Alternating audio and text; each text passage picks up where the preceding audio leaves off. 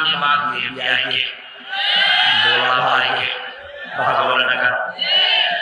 ওয়াইদা গাবা আনহা হাফিজাতহু দুই নম্বরে ওই মহিলার জন্য জান্নাতের আটটা দরজা খোলা থাকবে যে মহিলা স্বামী বাড়ি থেকে চলে গেলে অনুপস্থিত থাকলে সে তার নিজের ইজ্জত আর সম্মানকে হেফাজত করে রাখে